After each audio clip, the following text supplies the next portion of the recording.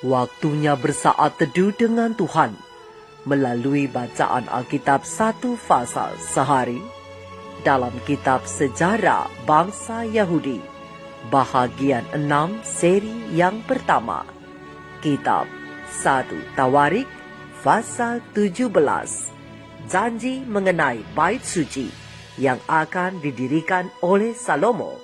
Selamat membaca, mendengarkan, merenungkan dan melakukan firman Tuhan. Kiranya Roh Kudus senantiasa menuntunmu dalam memahami sabdanya dan memampukanmu menjadi pelaku firman.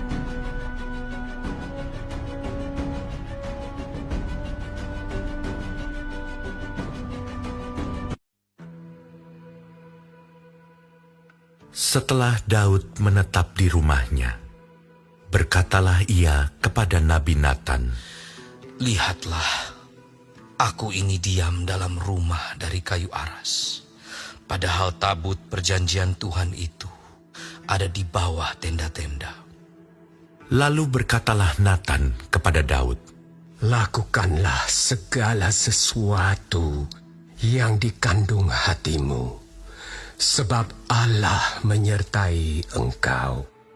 Tetapi pada malam itu juga, datanglah firman Allah kepada Natan, demikian, "Pergilah, katakanlah kepada hambaku Daud, beginilah firman Tuhan.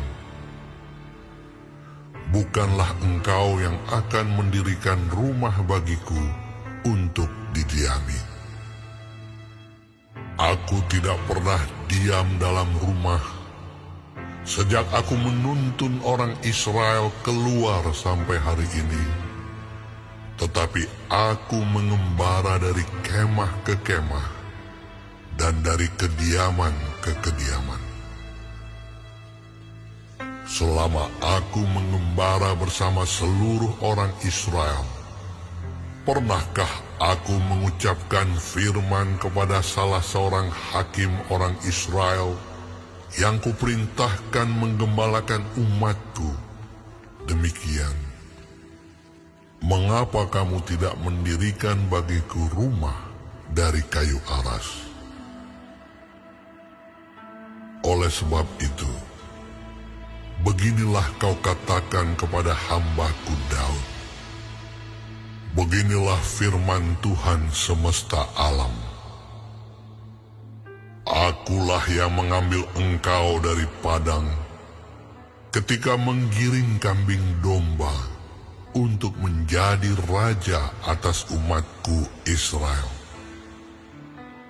Aku telah menyertai engkau di segala tempat yang kau jalani, dan telah melenyapkan segala musuhmu dari depanmu. Aku akan membuat namamu seperti nama orang-orang besar yang ada di bumi. Aku akan menentukan tempat bagi umatku Israel, dan akan menanamkannya, sehingga ia dapat diam di tempatnya sendiri dengan tidak lagi dikejutkan dan tidak pula ditekan oleh orang-orang lalim seperti dahulu. Sejak aku mengangkat hakim-hakim atas umatku Israel, aku akan menundukkan segala musuhmu. Juga aku beritahukan kepadamu, Tuhan akan membangun suatu keturunan bagimu. Apabila umurmu sudah genap untuk pergi mengikuti nenek moyangmu, maka aku akan membangkitkan keturunanmu yang kemudian, salah seorang anakmu sendiri, dan aku akan mengokohkan kerajaannya. Dialah yang akan mendirikan rumah bagiku, dan aku akan mengokohkan tahtanya untuk selama-lamanya. Aku akan menjadi bapanya, dan ia akan menjadi anakku. Tetapi kasih setiaku tidak akan kuhilangkan daripadanya, seperti yang kuhilangkan daripada orang yang mendahului engkau. Dan aku akan menegakkan dia dalam rumahku dan dalam kerajaanku untuk selama-lamanya, dan tahtanya akan kokoh untuk selama-lamanya. Tepat seperti perkataan ini, dan tepat seperti penglihatan ini, Natan berbicara kepada Daud. Lalu masuklah Raja Daud ke dalam, kemudian duduklah ia di hadapan Tuhan sambil berkata, "Siapakah aku ini, ya Tuhan Allah? Dan siapakah keluargaku, sehingga Engkau membawa aku sampai sedemikian ini? Dan hal ini masih kurang di mata-Mu, ya Allah. Sebab itu Engkau telah berfirman juga tentang keluarga hamba-Mu ini dalam masa yang masih jauh, dan telah memperlihatkan kepadaku serentetan manusia yang akan datang, ya Tuhan Allah. Apakah lagi yang dapat ditambahkan Daud kepadamu dalam hal Engkau memuliakan hamba-Mu ini? Bukankah Engkau yang mengenal hamba-Mu ini?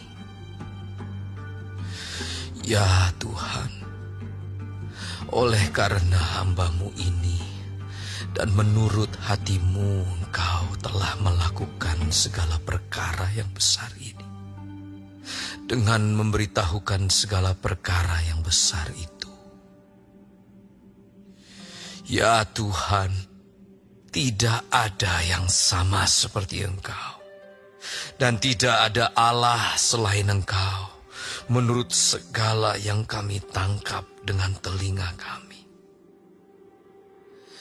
Dan bangsa manakah di bumi seperti umat-Mu Israel, yang Allahnya pergi membebaskannya menjadi umatnya, untuk mendapat nama bagi-Mu dengan perbuatan-perbuatan yang besar dan dahsyat, dan dengan menghalau bangsa-bangsa dari depan umat-Mu yang telah Kau bebaskan dari Mesir. Engkau telah membuat umat-Mu Israel menjadi umat-Mu untuk selama-lamanya. Dan Engkau, ya Tuhan, menjadi Allah mereka. Dan sekarang, ya Tuhan, diteguhkanlah untuk selama-lamanya janji yang Kau ucapkan mengenai hamba-Mu ini dan mengenai keluarganya. Dan lakukanlah seperti yang Kau janjikan itu. Maka nama-Mu akan menjadi teguh dan besar untuk selama-lamanya, sehingga orang berkata, Tuhan semesta alam, Allah Israel adalah Allah bagi orang Israel. Maka keluarga hamba-Mu Daud akan tetap kokoh di hadapan-Mu.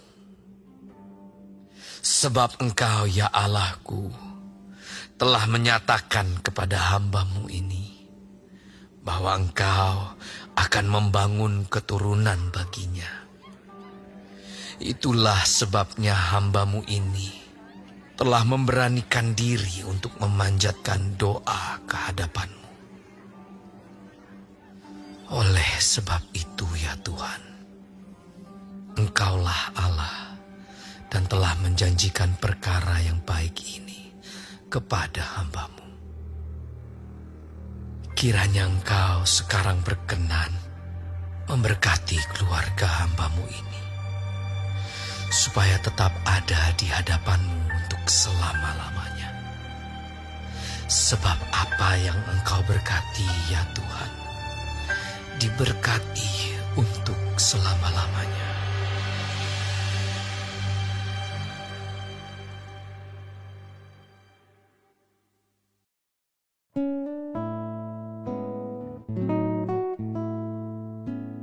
Kita telah menyelesaikan bacaan Alkitab 1 pasal sehari dalam kitab 1 Tawarik pasal yang ke-17. Sedikit perenungan melalui pasal ini tentang doa Raja Daud.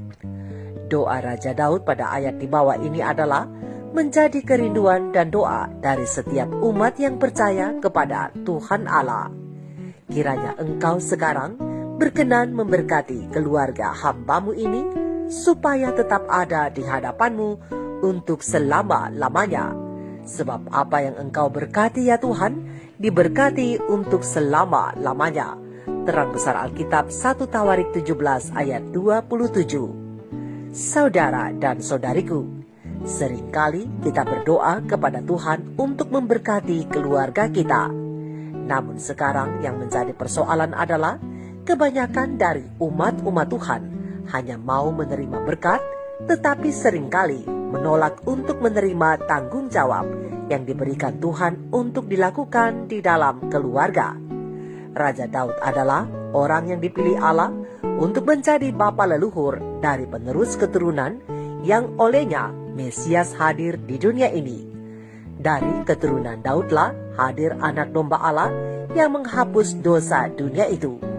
Meskipun begitu, Daud sendiri di sepanjang hidupnya penuh pergumulan, kesulitan, dan tantangan. Bukan hanya melawan musuh-musuh Allah, tetapi juga bagaimana memimpin umat Israel yang suka memberontak kepada Allah. Daud harus konsisten menjadi pemimpin yang diteladani bangsanya, tetapi ada kegagalan saat mana ia harus menjaga kesucian hidupnya. Tidak mudah baginya untuk menjadi kepala keluarga yang berkenan di hadapan Allah. Daud sadar bahwa kerendahan hatinya tidak cukup untuk mengalahkan dosa zina yang dilakukan di dalam perjalanan kehidupannya. Bagaimana hal tersebut berlanjut dengan pikiran jahat untuk menghabisi nyawa Uria suami Betseba yang telah ia ambil dikala suami perempuan itu berperang membawa panji Allah. Semua skenario jahatnya barulah terhenti setelah Allah memakai Nabi Nathan untuk mengingatkan dia. Sekalipun Allah mengampuni dosa Daud, tetapi penyesalan Daud tidak pernah cukup untuk menghapus semua akibat dari perbuatan kejinya.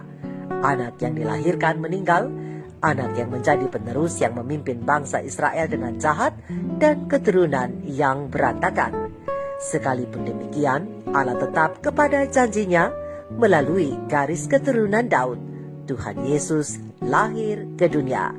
Saudara dan saudariku, barangkali keluarga kita juga jauh dari sempurna. Sekalipun nampak tidak sejahat yang dilakukan oleh Daud, nyatanya hidup kita penuh dinamika perseteruan antara suami istri dan juga anak-anak. Kurangnya kasih sayang di antara anggota keluarga, perkataan saling membangun jarang terdengar. Kritik dan cemoohan bisa jadi yang lebih sering terjadi. Meskipun di saat tertentu, doa seperti yang dipanjatkan oleh Raja Daud kita pohonkan kepada Tuhan. Sekarang saatnya untuk kita, keluarga demi keluarga, sungguh-sungguh datang kepada Tuhan agar doa memohon berkat Tuhan itu menjadi doa yang bermakna bagi keluarga kita. Suami sebagai kepala keluarga harus mencontohi Daud. Ada penyesalan yang sungguh dan kesediaan untuk berubah. Sebagai ayah perlu memimpin seisi rumah tangganya untuk menghadap Tuhan, memohon agar setiap anggota keluarga bersedia menerima tanggung jawab untuk turut berperan menjadi saksi Tuhan dengan menjalankan perannya masing-masing sebagai anggota keluarga dengan takut akan Tuhan. Anak-anak harus menghormati orang tuanya dengan penuh sukacita. Tentu berkat Tuhan akan diam di dalam keluarga kita saat Tuhan ditinggikan oleh setiap anggota keluarga. Karena ada ayah yang takut dan menghormati Tuhan di setiap perilaku hidupnya. Ada juga ibu yang lembut dan manis dan yang selalu berdoa untuk seisi rumahnya. Dan ada anak-anak yang menghormati ibu bapanya di dalam Tuhan. Doa yang dipanjatkan kepada Tuhan merupakan cerminan seberapa besar kita akan menyenangkan hati Tuhan melalui manisnya hubungan di dalam keluarga kita. Ayo, mari hentikan segala pemikiran dan perilaku yang keliru. Mari saling menyayangi keluarga kita masing-masing. Jika kita menginginkan berkat Tuhan ada di dalam keluarga kita, mari kita bertanggung jawab dengan kehidupan keluarga kita yang memuliakan Tuhan. Kiranya nama Tuhan dipermuliakan melalui kehidupan keluarga demi keluarga dari umat-umatnya. Mari kita renungkan ini bersama. Tuhan Yesus memberkati. Shalom.